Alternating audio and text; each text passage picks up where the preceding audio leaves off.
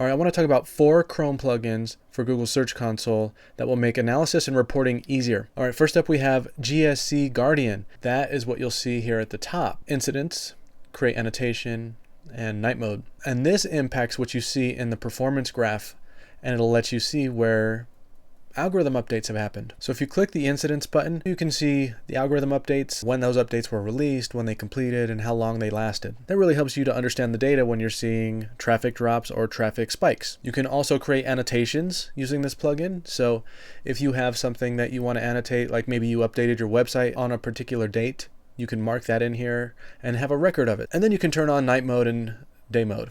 And like I said, you'll see some of these things showing up here in the performance report. So you can see how long the update lasted, when it began, when it ended, and a link to the report on Google Search Status Dashboard. All right, the next one here, you have to go to Performance and Search Results. You have to let the page load for a second. Sometimes it doesn't load, and it actually tells you here, refresh the page if the button disappears. So once it loads, you should see this Advanced Visualization button. So when you click that, a lot of the visuals on the page change. So it adds this graph above the normal graph. You still have that normal graph down there, and you can scroll your mouse and you can change the length of the graph here, the time, and you can change the time period from daily, weekly, and monthly. You can add clicks, impressions, click-through rate, and average position. If you click the More button, you'll have a few other options. So you can change the chart type to line, bar, or area. And you can also do a trend line or a moving average. So default is none, but you can add a trend line, and you can change it to a 3-month moving average. And you can also change the chart opacity. And in this left toolbar over here, you have some design tools. So you can do a vertical line.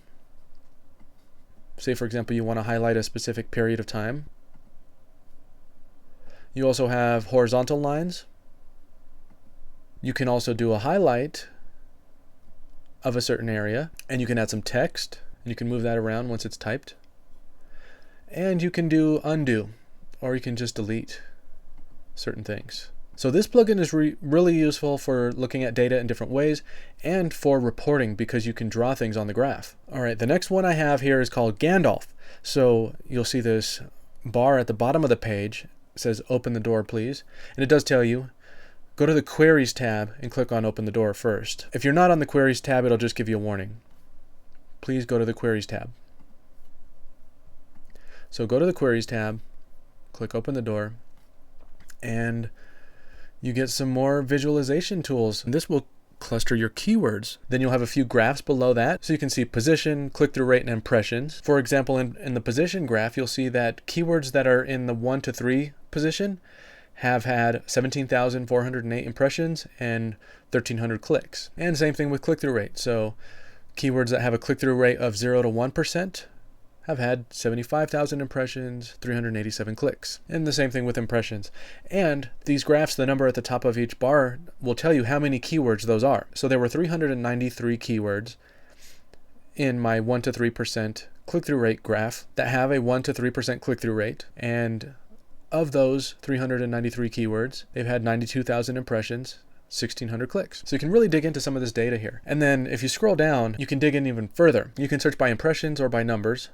So number of keywords that are in that category. So if you open one of these up, you'll see all the keywords that this tool has categorized as vape. And you can dig into that further. In this case, Orion and Lost, and then bar. And that will change the data that you see in the right. So you can really dig through some of the keyword data here and sort it in a really easy to use way. And one last tool. So this is Better Regex for Google Search Console. You'll see that here at the top of the page. So you click Regex Presets. It makes using Regex within Search Console really easy. For years, I would keep a file with all of my favorite Regex prompts. Now you don't have to do that. You can do some basic searches, like things that start with a certain keyword or ends with a certain keyword.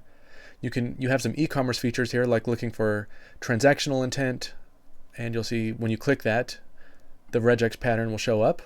Keywords like phrases like purchase, price, cost, cheap, and so on.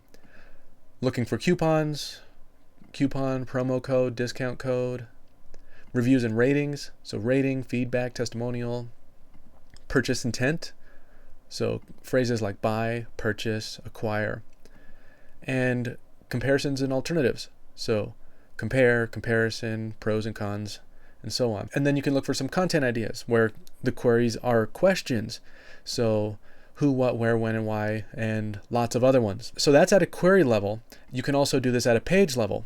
So if you want to look for specific things within a page, starts with or ends with, where the URL depth is 3, 4, 5 levels deep, and URL analysis. So URLs containing a parameter, pagination, spaces, hash bangs. And of course you can edit these and save them as presets. So you can save your favorites or save custom ones.